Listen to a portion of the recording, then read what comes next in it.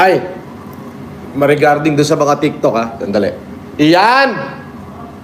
Halika nga, patingin nga yung ano, yung deliver. Biruin mo, may nagpa-deliver dito.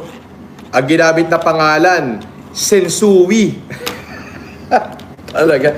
Kasi sinabi ko, pagka ginamit yung Casper, Edmundo, Norman, o Francis Leo, huwag niyong tanggapin, hindi yan totoo. Ang ginamit naman na pangalan ng dideliveran, Sensui.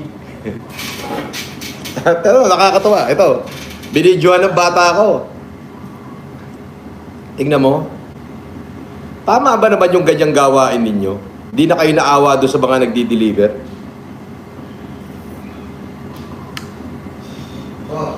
Patingin nga yung huli nag-deliver ng pangalan, Sensui. Subi daw, boss. Ano pa sabi? Ano? Yun lang daw. Susunod daw, piliin na lang, boss. O, eto yung nag-deliver. Di na kayo naawa dito kay Manong. Papiliin na lang, boss. Tulog pa ako nito. Apa, boss? O, eto. Ay, wala ko dito yan. Suiman Kaga. Ano daw? Dito yan. Dito po ba nakatas? Dito rin nakatas. Ay, hindi po rin. Walang ganyan dito. Walang ganyan pangalan dito, boss. Sensui. Marami nang gaganyan, boss. Pag ang ganyan makatas dito, huwag niya tanggapin. Scam na, boss. Kawawa naman yung Manong driver. Sorry ah. Kung sino man yan, dapat tinatawagan yung mabuti. Tok-tok naman ang ginamit. Anong ginamit? Tok-tok po. Tok-tok. Bas.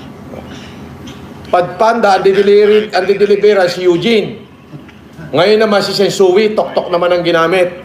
Naka-video yan, boss. Lahat. Nakita nyo, hindi na kayo naawa doon sa driver. Naghahanap buhay lang, winawalang iya nyo. Grabe naman kayo.